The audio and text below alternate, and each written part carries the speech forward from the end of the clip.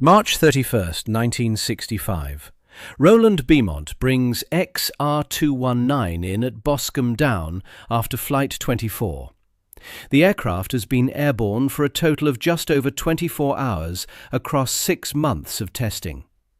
The undercarriage touches down. The nose gear shakes. It always shakes. Beamont knows it, the ground crew know it, the engineers watching from the apron know it. They've been partially fixing it for weeks. Nobody on the tarmac knows this is the last time the aircraft will fly. 6 days later, on April 6th, Chancellor James Callaghan stands up in the House of Commons to deliver the budget. Buried inside it, announced not as a defence decision but as a line item in national accounts, is the sentence that ends the TSR-2 programme. Not a parliamentary debate, not a defence white paper, a budget speech.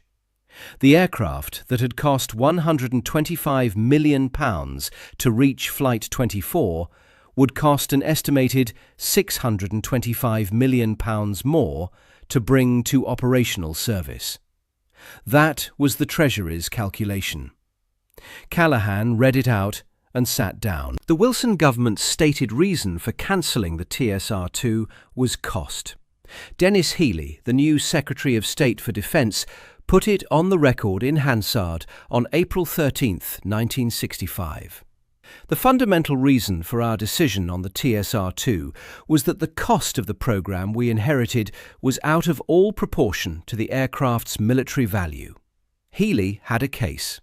The development programme, launched in 1957 with an estimated cost of £35 million, had risen to £62 million by 1958 and to £137 million by early 1962. By April 1965, completing all 150 aircraft would cost an estimated £750 million total. The remaining £625 million was the bill that stopped the government. So they cancelled and bought American instead. That decision created a financial chain worth examining in detail, because it's the first and most important piece of evidence in this case. The replacement was the General Dynamics F111K, a British-specific variant of the American swing-wing strike aircraft. The initial unit price, when the option agreement was announced on the same day as the TSR-2 cancellation, was approximately £2.1 million. A firm order followed in April 1966 for up to 50 aircraft. On a per-unit basis, compared to the TSR-2's projected £5 million per aircraft, Healey's arithmetic appeared to hold. Then the costs moved. By 1967, the per-unit cost of the F111K had risen to approximately £2.7 million.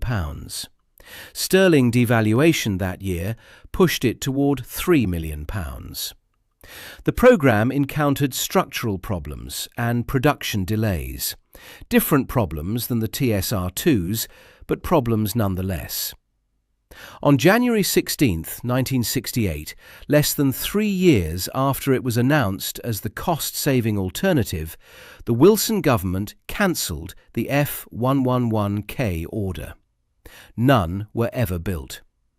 Total cost of that cancellation, including all expenditure already incurred, was approximately £25 million. £25 million for no aircraft, no operational capability, no production line. Then came the McDonnell Douglas Phantom FGR-2 as an interim strike aircraft. A carrier fighter built to American naval specifications, now asked to perform the all-weather, low-level penetration role for which it had not been designed. Then the Seppercat Jaguar, an Anglo-French collaboration that entered RAF service in 1974. Then the Panavia Tornado, a 3-nation programme with West Germany and Italy, entering RAF service between 1979 and 1982. 20 years after the TSR-2 requirement was formalised in the General Operational Requirement of 1959. During the April 13, 1965 Hansard debate, one MP performed his own cost calculation. Accounting for TSR-2 cancellation charges alongside the full F111 purchase price, the actual saving compared to completing the original programme was approximately £200 million, not the £300 million Healy's team had advertised. That calculation was challenged. The government disputed it. The argument was never resolved to everyone's satisfaction, which is itself a kind of verdict on the confidence level of the original numbers. Britain cancelled a domestic aircraft programme to save money, spent millions cancelling its replacement, acquired an interim aircraft that couldn't do the job, participated in 2 multinational collaborations to eventually produce a broadly similar capability. If this was financial discipline, it was the most expensive kind available. Now the defence gets to respond, because the TSR-2 mythology needs confronting as rigorously as the cancellation mythology, or this becomes a eulogy rather than an investigation. XR219 is the only TSR-2 that ever flew. BAC's chief test pilot, Roland Beamont, brought it off the runway at Boscombe Down on September 27, 1964, for a 17-minute maiden flight. Beamont had flown Typhoons in the Second World War, had test-flown the English Electric Lightning, and had been named BAC's chief test pilot at a time when that title was still genuinely dangerous. He wasn't a man given to overstatement about machinery. His verdict, at the end of the test programme, was that there was no doubt that the airframe would be capable of accomplishing the tasks set for it, and that it represented a major advance on any other type. He compared the TSR-2's supersonic handling characteristics favourably to the Canberra's subsonic ones, the Canberra being the aircraft the TSR-2 was designed to replace, and one of the most pilot-friendly jets Britain ever built. Coming from Beamont, who had no career incentive to be charitable toward an aircraft that didn't perform, this isn't an endorsement to dismiss. Those are significant words. The honest test programme record contains equally significant caveats. The first 4 months of the programme were flown with the undercarriage permanently extended, engine power strictly controlled, with speed and altitude limits of 250 knots and 10,000 feet. There was a reason for this. The nose landing gear oscillated at 5 to 7 cycles per second during ground operations, creating vibration that gave pilots serious problems on rollout. More urgently, on the second flight, vibration from a faulty fuel pump transmitted through the airframe at the resonant frequency of the human eyeball. Beamont was temporarily blinded at the controls. He knew enough about vibration dynamics. He had led the vibration testing program for the Hawker Typhoon during the war, to throttle back one engine from memory. The vibration dropped. His vision returned. He landed. The cause was diagnosed. A fix was developed. The result, by the program's own account, was an 8-month delay in that phase of development. The undercarriage retracted successfully for the first time on Flight 10, February 6, 1965, 4 months into a test program that ended nearly 8 weeks later. Serious landing vibration persisted throughout testing. A partial fix, involving additional tie struts, was implemented on the final flights, with engineers reporting a significant reduction in the oscillation. The problem wasn't fully resolved at cancellation.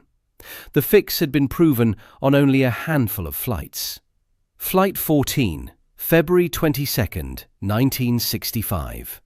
XR219 goes supersonic for the first time, achieving Mach 1.12 at low level above the Pennines. Flight 17, March 8th.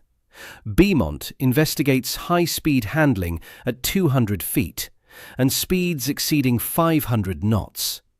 The aircraft behaved. It did what a test pilot would need it to do in that phase, at those speeds, at that altitude. The avionics, the terrain-following radar, the Doppler navigation system, the forward-looking attack radar, the integrated reconnaissance pack with its EMI line scan camera and sideways-looking radar weren't fitted to XR-219. The test program addressed, in the words of the engineering record, the basic flying qualities of the aircraft.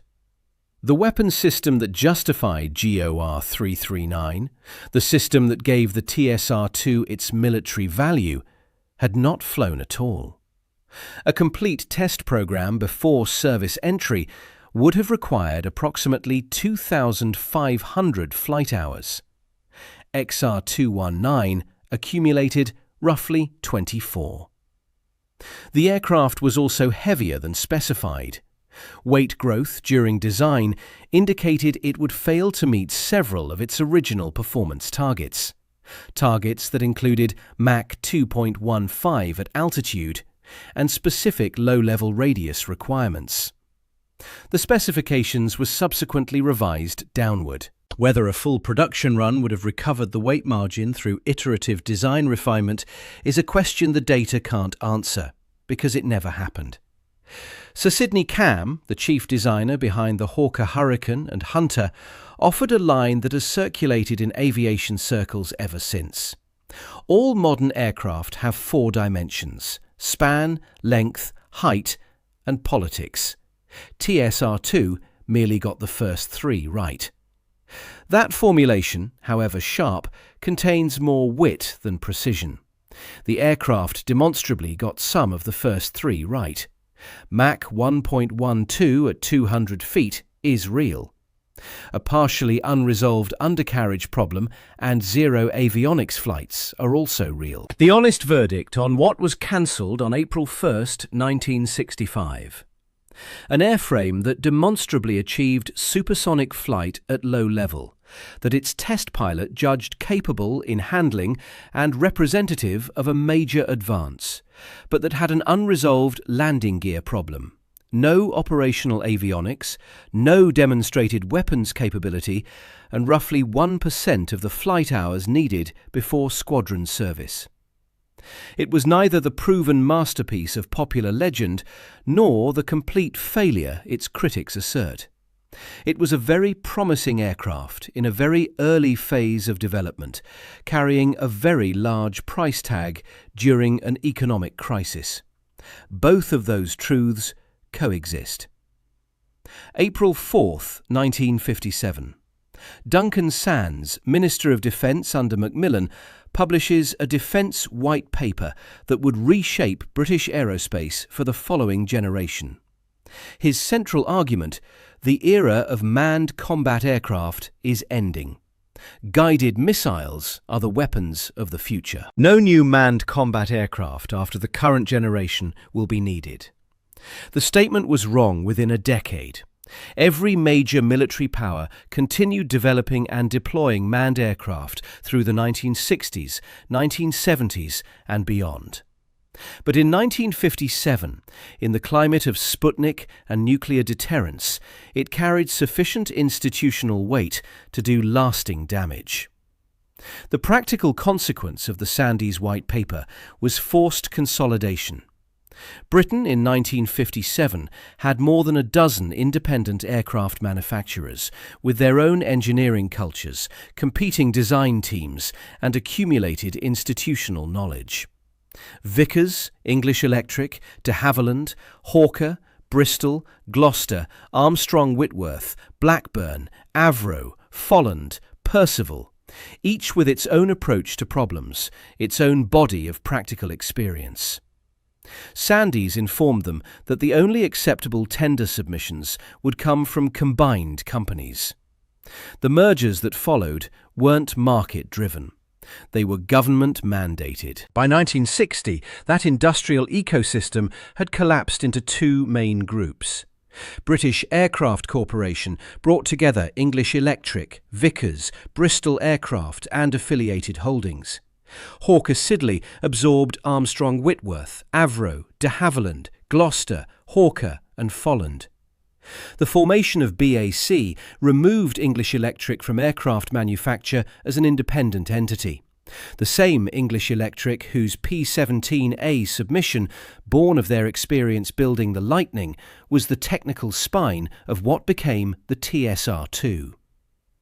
The TSR-2 was then designed, contracted and managed across the fractured boundaries of the new BAC, with some contributing manufacturers reporting directly to the Ministry of Aviation rather than through BAC's own management structure.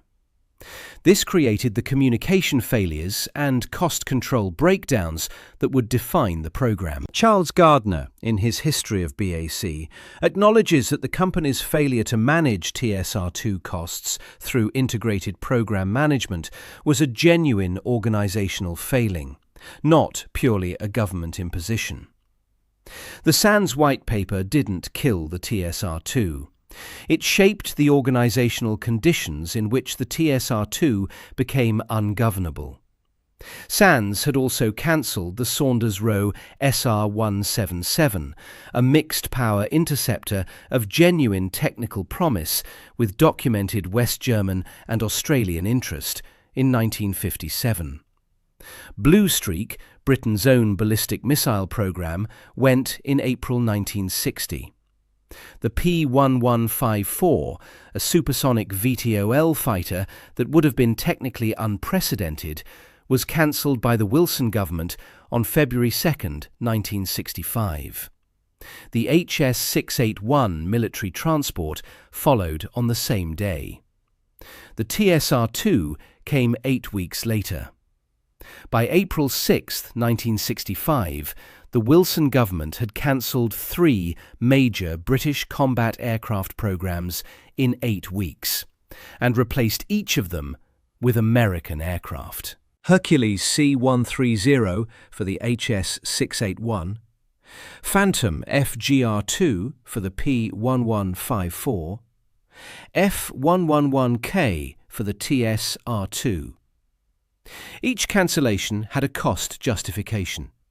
Together, they represented something that goes beyond individual programme decisions, a systematic withdrawal from the development of independent British combat aircraft. Whether that withdrawal was forced, chosen, or economically inevitable is the question the evidence circles without quite settling. Dennis Healey wasn't an ideologue in a simple sense. He arrived at the Ministry of Defence in October 1964 and found what he would later describe as a runaway train. The TSR-2 had been ordered with an original development cost estimate of around £80 million, due in service by 1965.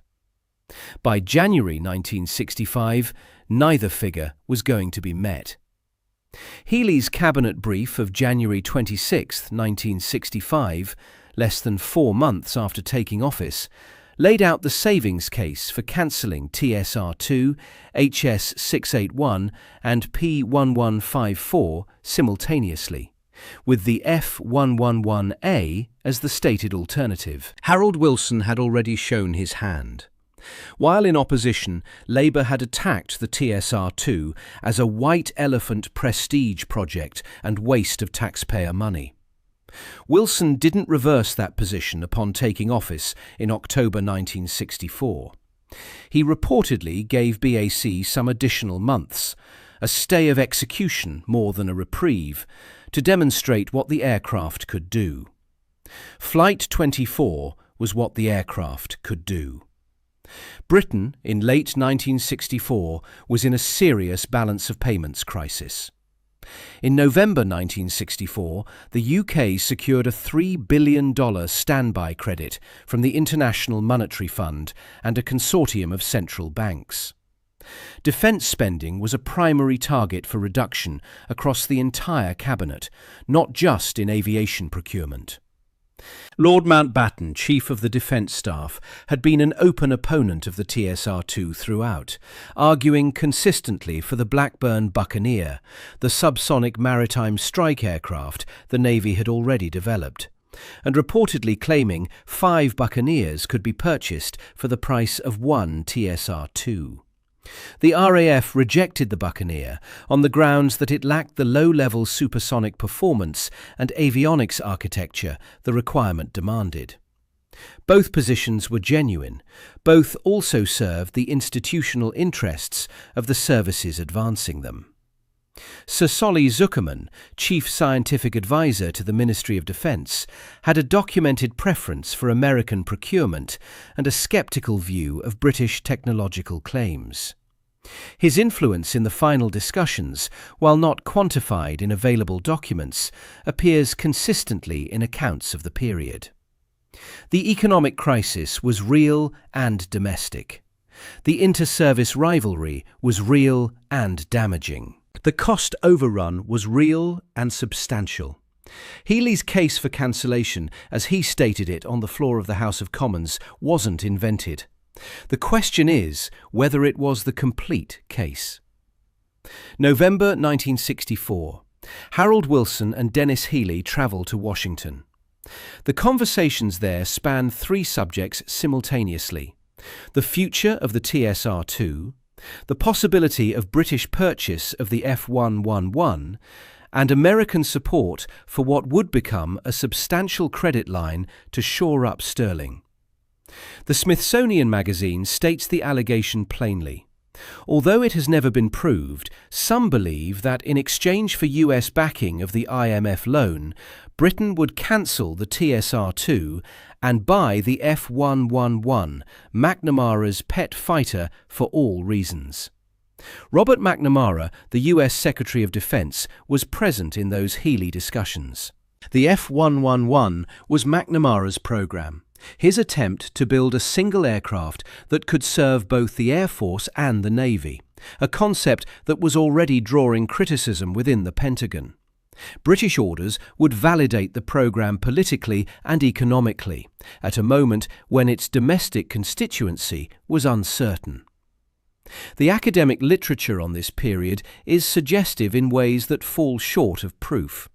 A study of Anglo-American relations from October 1964 to April 1965, cited in the secondary literature, carries the title "No Secrets Between Special Friends: America's Involvement in British Economic Policy."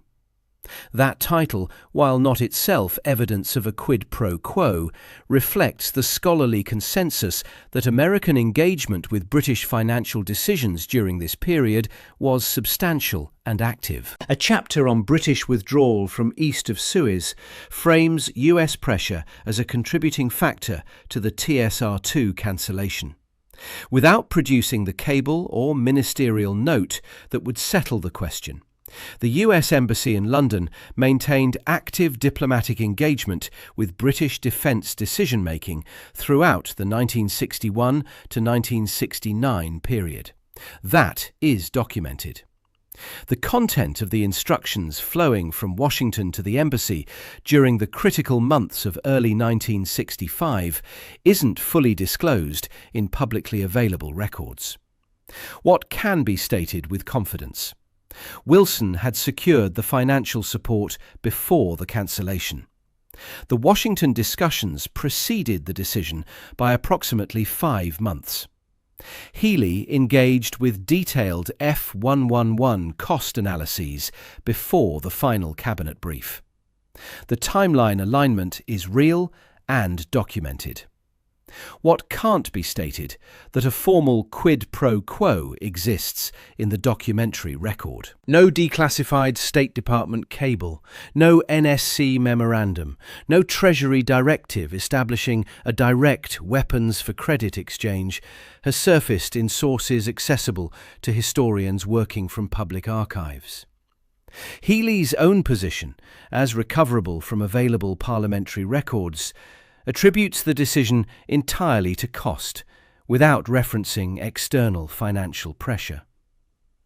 Wilson's relationship with Lyndon Johnson was one he actively cultivated, and his financial dependence on American goodwill during the Sterling crisis was acute.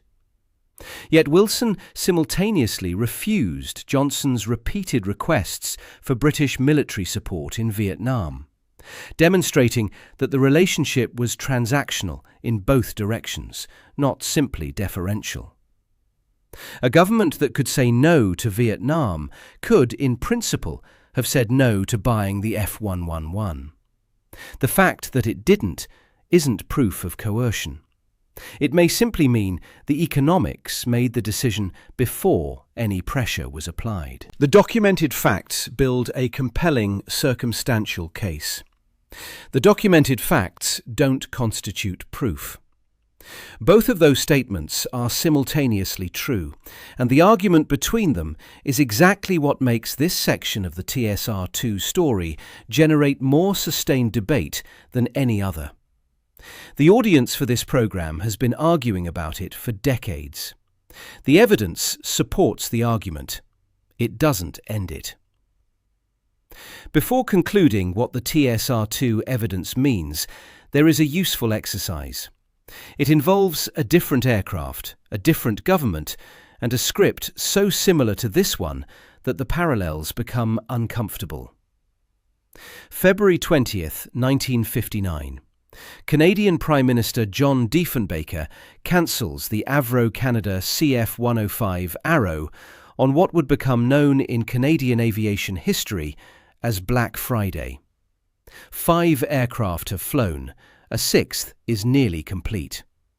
The programme employed around 14,000 people at Avro Canada's Moulton plant in Ontario. Diefenbaker orders every completed airframe, every drawing, every jig destroyed. Workers photograph the wrecks. The images circulate for decades as evidence of catastrophic national self-harm. The Arrow mythology is structurally almost identical to the TSR-2 mythology. A cutting-edge aircraft ahead of its time, betrayed by small-minded politicians and American economic pressure, cancelled at the moment it was about to prove itself. The legend of the Arrow is powerful enough in Canada to have generated feature films, novels, Senate inquiries, and persistent theories about what really happened on Black Friday. It functions in Canadian public culture as the TSR-2 functions in British public culture, as proof that industrial greatness was deliberately destroyed. Here is what the realist case says happened. By 1959, the strategic intelligence assessment driving Canadian air defence had shifted. The primary Soviet threat was moving from long-range bombers, which the Arrow could intercept at Mach 2, to intercontinental ballistic missiles, which no aircraft could touch. The Diefenbaker government was reportedly significantly influenced by intelligence assessments showing the threat environment the Arrow was designed for was already becoming obsolete. The Arrow was a Mach 2 interceptor, specifically an interceptor, optimized for that single mission. It had no significant multi-role capability. Once the bomber threat receded relative to the ICBM threat, its strategic justification weakened faster than its development program could compensate. The program had cost $319 million Canadian dollars through cancellation in mid-1950s dollar terms, and projections suggested completion would add $400 million per year to the Canadian defence budget for several years, in a country of 20 million people. That proportion of GDP wasn't sustainable, regardless of the strategic picture. The replacement, Bomark surface-to-air missiles, supplemented by American-supplied CF-101 Voodoo interceptors, was strategically coherent with the revised threat picture, even if it satisfied nobody operationally. The Bomark had a poor test record. The Voodoo wasn't the Arrow. The political fallout from the nuclear warhead controversy around the Bomark ultimately contributed to Diefenbaker's electoral defeat. The replacement wasn't a success by any measure.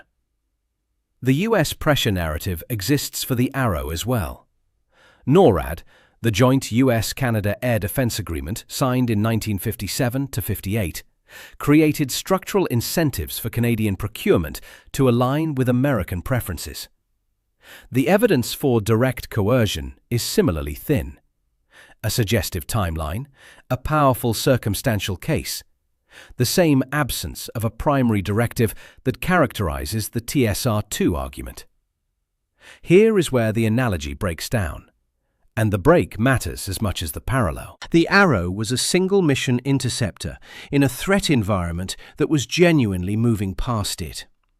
The TSR-2 was a multi-mission aircraft: strike, nuclear delivery, conventional attack, high-altitude reconnaissance, low-level reconnaissance, all-weather capability. Even in a changed strategic environment, the breadth of the TSR-2's requirement remained relevant into the 1980s. The Panavia Tornado, which eventually fulfilled a broadly similar role, proved that by 2 decades of operational service. A Tornado pilot of 1982 was doing what a TSR-2 pilot of 1970 would have done, with broadly comparable technology. The other divergence: the Arrow's airframes were completely destroyed, every single one. The TSR-2 prototypes weren't all lost. 2 survive: XR-220 at RAF Museum Cosford, XR-222 at the Imperial War Museum Duxford. In the Arrow case, the destruction was total. In the TSR-2 case, it was nearly total. That distinction matters for the closing argument. The useful question the Arrow case forces: are you evaluating these programs on the evidence, or are you evaluating them against a prior feeling that great things are always destroyed by small people? The Arrow had genuine technical achievements and genuine strategic problems. The TSR-2 had genuine technical achievements and genuine cost problems. Both became national myths, serving a larger cultural anxiety about decline. The mythology is real as a cultural phenomenon. Its accuracy as technical and strategic history is another matter entirely. 3 weeks after the TSR-2 cancellation, on May 17, 1965, 41 days after the Cabinet decision, Britain and France signed agreements for 2 joint aerospace programs. One was the Seppicat Jaguar, a trainer and light attack aircraft that would enter RAF service in 1974. The other was the Anglo-French variable geometry aircraft, known as AFVG. The AFVG was designed to fill, among other roles, precisely the multi-mission strike gap the TSR-2 would have occupied. Variable geometry wings, supersonic capability, multi-role. It was conceived as the aircraft the RAF needed after the TSR-2 was gone. The discussions that led to the May 1965 agreements had been running through 1964, meaning the Franco-British collaboration was being designed on a parallel track to the TSR-2, not purely as a response to its cancellation. The British government knew it had an alternative being developed, even as it was deciding to cancel. There is a separate claim in circulation, appearing in aviation journalism and referenced in a 1965 Hansard Index, that Dassault and BAC jointly proposed a Mirage 4 variant fitted with Rolls-Royce Spey engines and British avionics, offered as an alternative to purchasing the F111 after the TSR-2 cancellation. Healey's 1965 parliamentary speeches do include a reference to a Spey-engined Mirage, confirming the concept reached parliamentary discussion. The Mirage 2 Ver was primarily a high-altitude supersonic nuclear delivery aircraft for the French Force de Frappe. with a mission profile substantially different from GOR 339's low-level penetration requirement. Whether the proposal represented a serious formal offer, an industry initiative seeking government interest, or an informal conversation that acquired mythological status in the retelling isn't established by available documents. The AFVG is the concrete, well-documented version of the Franco-British collaboration story. Mid-1967, France withdraws from the AFVG. Dassault had been developing its own variable geometry concept, the Mirage G, as an alternative track. French manufacturers, led by Dassault, had no industrial interest in sharing a program that would strengthen British aerospace at French expense. Britain was left, again, without a TSR-2 replacement and without a collaborative partner. Less than 2.5 years after the TSR-2 was cancelled, on the grounds that the F111 was available.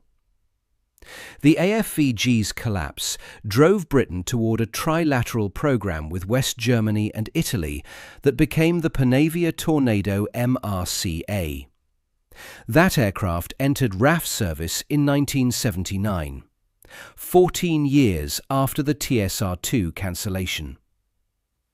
The student of this story, who in 1965 expected the aircraft's core role to be filled within 5 years, would have waited nearly 3 times that long. The pattern visible across all of these outcomes: the F111K cancelled after 2 years of cost growth, the AFVG collapsed by French withdrawal, the Tornado's long multinational gestation isn't a sequence of bad luck. It's what happens when an industrial capability has been sufficiently degraded that every attempt at recovery requires external partners and extended timelines. Britain, after 1965, no longer had the economic weight or the industrial base to design and build a frontline combat aircraft independently. Every attempt to replace the TSR-2 confirmed that conclusion in a different way. The TSR-2 wasn't the cause of British aerospace decline. It was among the most visible casualties of a process that had been running since at least 1957. The Sandys White Paper set the structural conditions. 20+ independent manufacturers consolidated under political pressure into 2 groups in a hurry, with the competitive market that had produced the Canberra, the Lightning, the Vulcan and the Victor eliminated in the process. The TSR-2 was then developed inside the organisational wreckage of that consolidation, with cost control mechanisms that failed to track a programme whose requirements were themselves shifting as it was designed. The pattern of cancellation before the TSR-2 was already long. Miles M52 supersonic research aircraft in 1946. The Saunders Roe SR-177 in 1957. Blue Streak in 1960.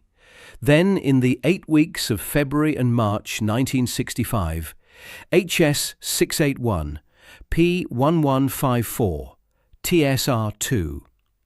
Each decision had its own stated rationale.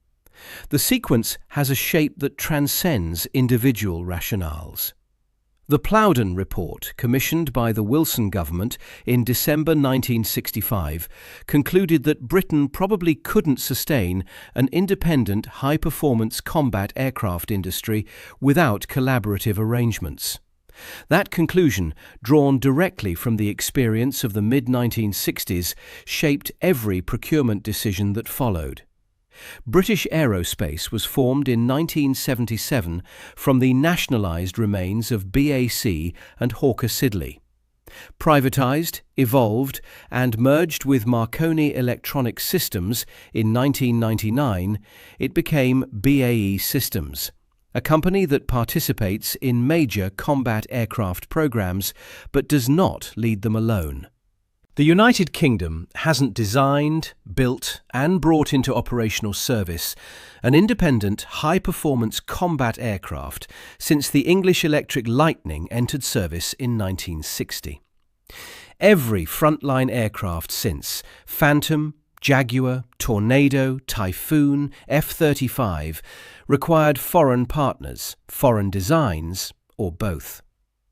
Whether that is the consequence of the TSR-2 cancellation, or its context, or simply an inevitable function of the economics of modern combat aircraft development that no country can escape alone, the evidence doesn't cleanly resolve.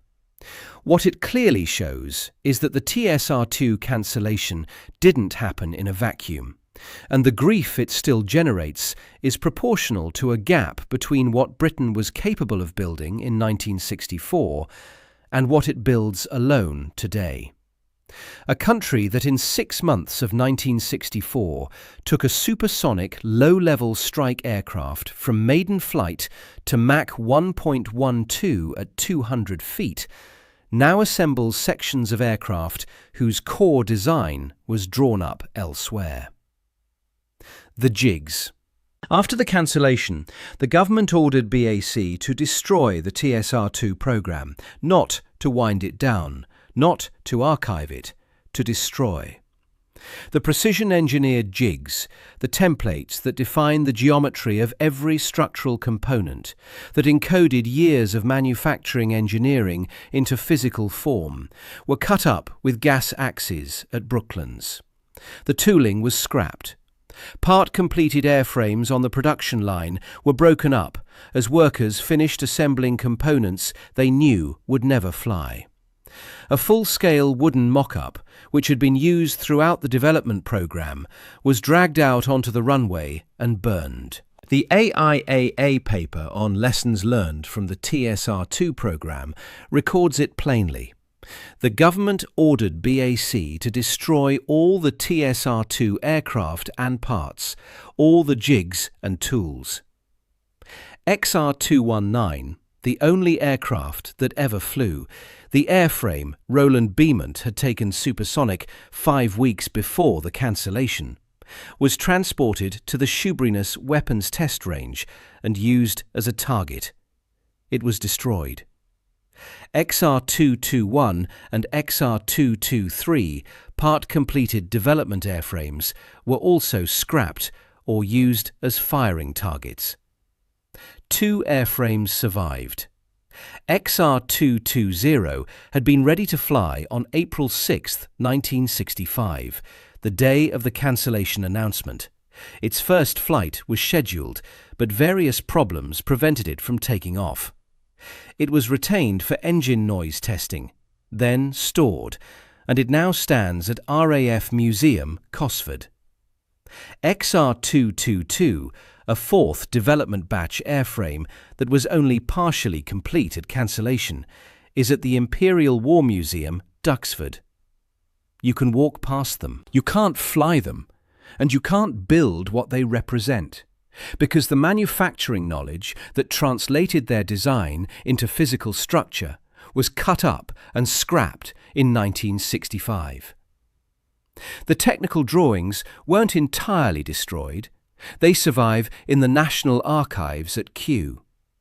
But drawings without jigs, without tooling, without the manufacturing engineering that translates a dimension on paper into a machined component within tolerance, are a partial record of an aircraft, not a recipe for rebuilding one. The gap between the drawings exist and you could build another one is measured not in months, but in billions and years. The government's defence, entered into the parliamentary record on February 14, 1968, was that the scrapping of the jigs occurred when they had scrap value only. Such action is normal at the end of a contract. Normal contractual wind-down, nothing exceptional. The argument from the official record is that cancelling a programme and removing its physical infrastructure is standard practice, and that reading malice or political intent into routine industrial procedure isn't supported. There is some parallel evidence for that position. When the United States cancelled Lockheed's A-12 and F-12 programs, the government also instructed that tooling be destroyed. Cancelled programs do generate tooling destruction orders. It isn't unique to the TSR-2. And the claim that what happened at Brooklands in 1965 was unprecedented in kind as opposed to scale isn't clearly supported. And yet, on March 26, 1968, 3 years and nearly 12 months after the cancellation, a Member of Parliament stood up in the House of Commons and asked the Minister of Technology to name which official was personally responsible for ordering the total destruction of all jigs, tools and prototypes of the TSR-2. That question is in Hansard. It was asked by an elected representative in a public parliamentary session. A separate Hansard entry from May 6, 1968 records a further question, asking what was the total value of the jigs and tools of the TSR-2 when it was scrapped in 1965. 3 years on, parliamentarians were still asking who had ordered what and what it was worth. If the destruction was simply normal contractual wind-down, as the government stated, the answer to the March 1968 question would have been straightforward. The departmental files would have identified the relevant procurement official, the relevant instruction, the standard procedure under which it was issued. That answer was evidently not simple enough to foreclose further parliamentary inquiry. The authorization trail, the specific ministerial directive or Treasury instruction establishing who ordered the destruction, hasn't surfaced in documents accessible to historians working from publicly available sources. The question asked in 1968 remains, in the public record, formally unanswered. The government maintained in 1968 that scrapping was normal. Parliament was still asking who did it in 1968. Both of those facts are in the parliamentary record. They aren't reconcilable without additional documentation that remains inaccessible. What the destruction accomplished, regardless of who ordered it and in what spirit, is unambiguous. Rebuilding production capability from surviving drawings wouldn't be a matter of retrieving the National Archives file and resuming work.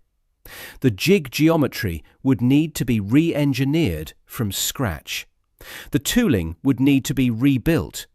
The manufacturing sequencing and tolerancing knowledge, held partly in the institutional memory of people who dispersed to other programs after 1965, would need to be reconstructed. The cost of restart would approach the cost of a new program. The phrase effectively irreversible isn't a political claim. It's a description of how aircraft manufacturing works. Here is what the evidence establishes with confidence. A program was cancelled, and then its physical manufacturing infrastructure was destroyed faster and more thoroughly than survival would have required. 2 airframes stand in museums. The jigs and tooling that would have been needed to build the third are gone. Parliament asked in 1968 who specifically ordered that, and the answer isn't in the public record. The government said it was routine. The totality of what was destroyed suggests something more deliberate than routine, without the documentary trail to prove intent. The prosecution rests on the following record. The TSR-2 was a genuinely advanced aircraft with real technical problems and a cost overrun that was, by honest accounting, out of control at cancellation.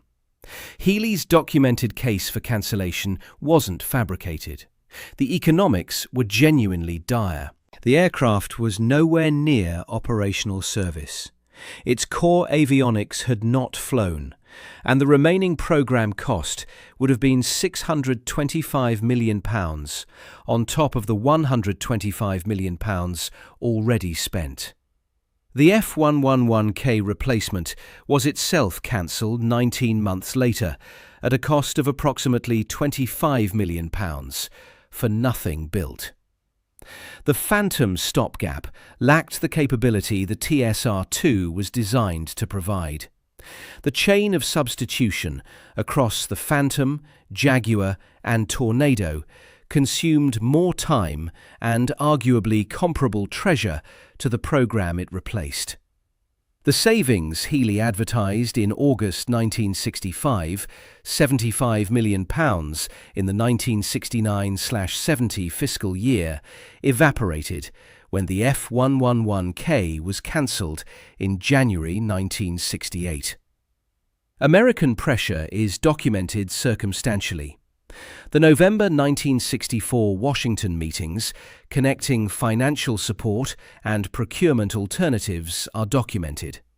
A formal quid pro quo isn't in the available record. That combination of a compelling circumstantial case and an absent primary document is itself a fact about the evidence, not a reason to invent what's missing or dismiss what's present. The Franco-British AFVG, the real collaborative alternative, collapsed in mid-1967. Not because of anything the Wilson government did, but because France chose its own path. The road not taken had its own obstacles. The systemic context makes the TSR-2 a symptom rather than a cause. The Sands White Paper broke the competitive structure of British aerospace in 1957. The TSR-2 was designed and managed inside the organisational wreckage of that consolidation. The cancellations of 1965 accelerated a trajectory that was already in motion. And then there are the jigs. Not the cost overruns, which were real. Not the US pressure theory, which is unproven but not dismissible. Not the Avro Arrow parallel, which is instructive but imprecise. The jigs. Cut up with gas axes. The mock-up burned on the runway, XR-219, the aircraft that had been supersonic at 200 feet 5 weeks before cancellation, transported to Shoeburyness and used as a target. Parliament asking in 1968 which official was personally responsible. The answer not available in the public record. Cancelled programmes get wound down, tooling gets scrapped. That isn't unusual.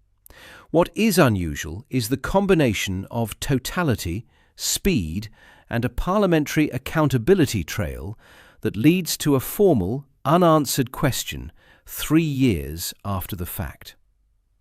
A failed programme can be cancelled and its people dispersed and its drawings filed. Its designers can move on to the next project. Its test pilots can accept that programmes end and begin other work. It does not, as a matter of routine contractual wind-down, require ensuring that nobody could ever build one again. If the TSR-2 was just an expensive failure that deserved the axe, if the economics were as clear as Healey stated, and the aircraft as unready as the test data shows, and the decision as straightforward as the official record presents, then its cancellation was defensible in difficult circumstances, made by serious people under genuine pressure. But if it was just an expensive failure, why make sure it could never come back?